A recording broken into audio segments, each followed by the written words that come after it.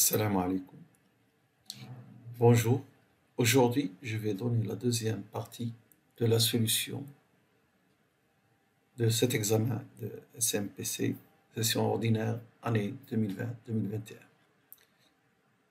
Il reste juste un exercice sur les développements limités. Et c'est la deuxième partie de cette présentation. Voici donc l'énoncé de l'exercice numéro 4 de cet examen.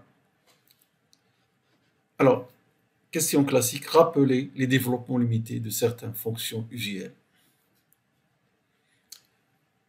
Ensuite, deuxième question, trouver le développement à l'ordre 3 de cette fonction et en déduire cette limite.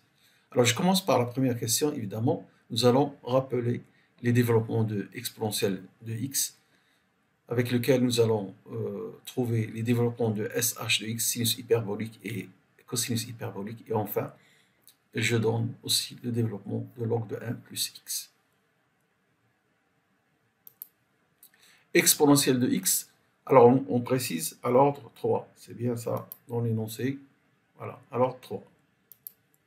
Voici le développement d'exponentielle. Exponentielle moins x s'obtient de la précédente en remplaçant x par moins x. Voilà. Donc, dans les puissances paires, vous aurez un plus devant, et pour les puissances impaires, vous avez un moins. Voilà le développement. Alors, CH de x, cosinus hyperbolique, c'est la somme des deux fonctions ex et e moins x divisé par 2. Donc, ça donne ceci, évidemment, les éléments de termes de puissance impaire vont s'éliminer parce qu'il y a plus, moins, etc. Donc, voilà le développement à l'ordre 3. Alors, surtout, n'écrivez pas plus x2, y2, x. Si on vous donne à l'ordre 3, le terme de puissance 3 est nul, mais vous devez mettre un reste d'ordre 3. Pour SH de x, on fait la différence entre les deux premiers développements. Évidemment, c'est les puissances paires qui disparaissent, en particulier 1 moins 1, x2 sur 2, moins x2 sur 2 disparaissent, et donc il ne reste que les puissances impaires, ce qui est normal puisque SH de x, sinus hyperbolique, est une fonction impaire, alors que CH de x, cosinus hyperbolique, est une fonction paire. Donc, il n'y a que des puissances paires. Pour une fonction impaire, les puissances impaires et toujours avec le reste d'ordre 3. Alors, j'aurais pu vous donner tout de suite log de 1 plus x comme ça, c'est parce que vous l'avez dans votre cours, évidemment, mais on peut trouver ce développement à l'ordre 2 et l'intégrer, si vous voulez, primitiver pour avoir l'ordre 3. Alors, la primitive de 1, c'est x, moins x2 sur 2, x2, x3 sur 3, évidemment, il faut donner un reste d'ordre 3. Alors, pourquoi je n'ai pas mis de constante? Et puis, parce que quand on intègre, il faut ajouter toujours une constante. Parce que log de 1 plus 0 égale log de 1 égale 0. Donc, il n'y a pas de constante ici. Voilà le développement. Ça, c'est la première question. Pour la deuxième question, on nous demande à l'ordre 3 le développement de cette fonction. Ça. Alors, CH de x puissance SH de x, c'est exponentielle de SH de x log de CH de x. Alors, ceci, qu'est-ce qu'on utilise? Cette règle, a à la puissance x égale exponentielle de x log de a. ln de a. Voilà, c'est la règle. Quel que soit, si a est strictement positif, évidemment. Donc ici, au lieu d'écrire e, j'ai mis exp. C'est plus facile parce qu'il y a ici un exposant assez long. Hein. Donc, exp, ça veut dire exponentiel. Bon, alors maintenant, si je veux avoir le développement de ceci, alors il y a le développement de SH de x que je vais recopier de la première question, mais là, il y a un développement composé, log de CH de x. Alors, je mets log, après, entre parenthèses, je mets CH de x. Et donc, maintenant, si je veux développer ça, alors je prends cet élément comme, disons, U,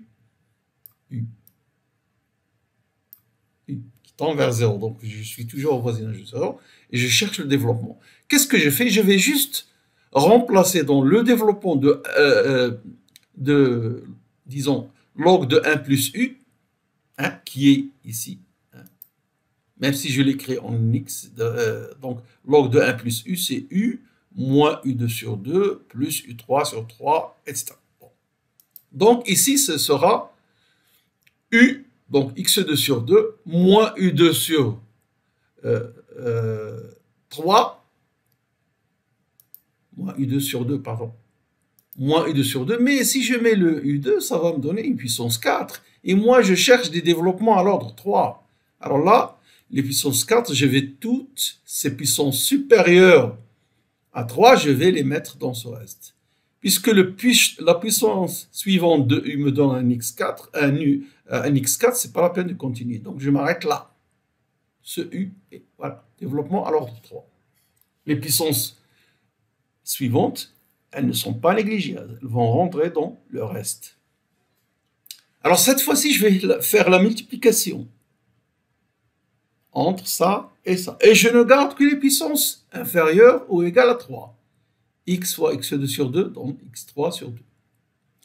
x3 fois x2 sur 2, ça donne déjà un x5 et je n'ai pas besoin de ça, je le mets dans le reste et tout ça. Donc voilà le développement de ce crochet, ce produit-là. Alors maintenant, exponentielle. Également, comme tout à l'heure, je vais prendre cet élément comme un t et je le remplace dans le développement exponentiel. Voyons, exponentielle de t. Ce sera 1 plus t2 sur 2, etc. Je le fais parce que x2 sur 2 que je pose égal t, lui-même, il tend vers 0, c'est quelque chose, donc parce qu'on cherche des développements au voisinage de 0.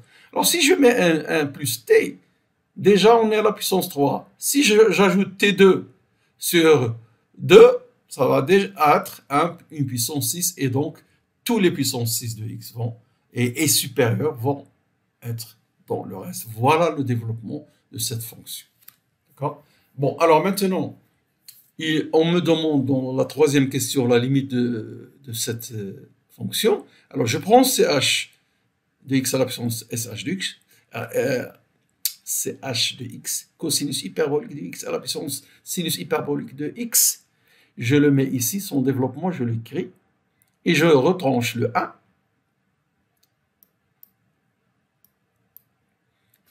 Le x3 sur 3, x3 se simplifie avec x3, et qu'est-ce qu'il va rester? Il va rester 1 demi plus epsilon de x sur 1. Ça tend vers 1 demi. Voilà donc la limite cherchée. Ce sera tout pour aujourd'hui, parce qu'il restait juste un exercice. La séance a été courte, et j'espère que vous avez appris des choses intéressantes. Et vous voyez que la structure des examens, du moins à notre faculté, elle est presque toujours la même, des exercices sur les développements, sur le théorème de Rolle, sur les suites, sur les théorèmes des équations finies, et sur les fonctions, les limites, et les développements limités, bien sûr. Alors, je vous souhaite bonne chance pour vos examens, et puis je vous retrouve bientôt pour la solution d'un autre examen. Merci de votre attention.